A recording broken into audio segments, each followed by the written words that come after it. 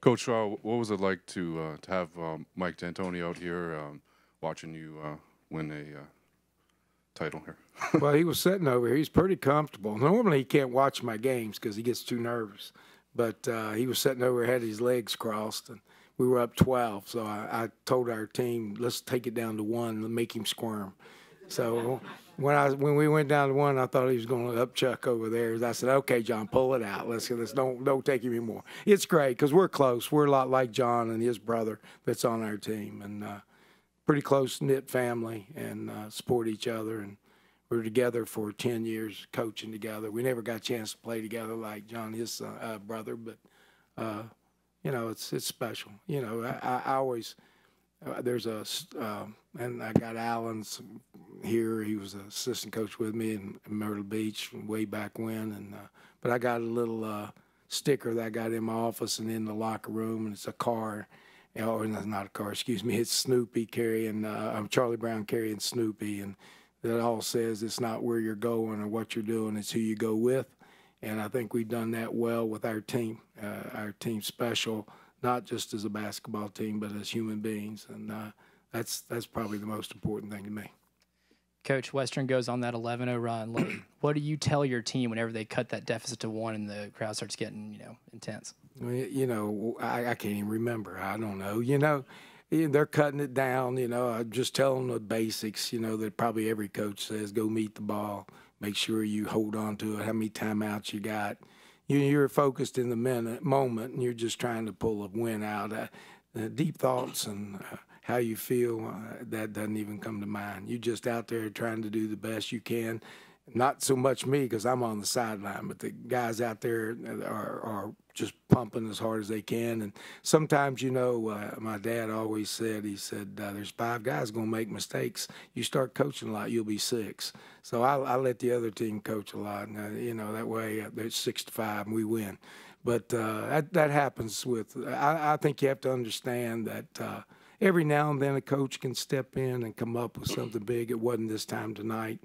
Every now and then, but the credit always goes to young people who get out and give their hearts out for a victory, and my hat's off to them, and I hope we can do a few more before I get laid to rest. So not finally, but just retiring. But for all those recruits, I'm not retiring yet. Just hang in there. I feel good. You guys will have me under the ground if I'm not careful. Coach, y'all seem like professionals cutting down the net. Did you practice that in practice? Do what now? Y'all seem like professionals cutting down the net. Did you practice that? I don't know. You didn't see me get up there. I'd have fell out of there. I did have my brother come over and said I stole a play from you. So if you see it, he'll be using one of Marshall's plays. I'm going to call him out on that too.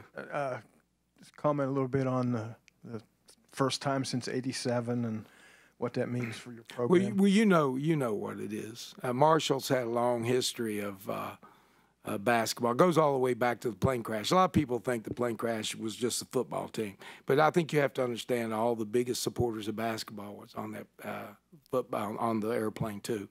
And we lost all of them. I lost a coach, very close friend, mentor, and then became a good friend, Dr. Hagley, his wife, and were on that plane. And they always wanted me to coach at Marshall. So, it didn't look like I was going to get the chance. It took 50 years for me to finally get back here. But that's a lot of what it meant to me. And then it's building back the program that he really gave his life for. So, I'm happy. I'm happy for him and my dad. And I know he was up there coaching, and my mom. So, it's a good thing. I'm kind of down-to-earth guy, kind of everybody says, well, you wear T-shirts. That's what I grew up in, I very seldom come out of them. So I'm a country boy that lived up in the mountains and just having a good time, enjoying life. So it's real good right now, so I feel real good. So we'll see. That's what it meant to me. Coach, when you have a player like John Elmore just going off, how do you coach that? How do you balance it between him not forcing shots but letting him do his thing? Well, I just explained it. I got out of the damn way. I say a lot of coaches might he missed that first two. It's like when you take. I know how well he shoots, and I know that he's got to be that type of player for us to win. We can't pound you inside. There are certain limitations we have. We're not that big, so I got to go with what we're really good at, even if it's kind of risky when you look at it, because you're saying you shouldn't be doing that.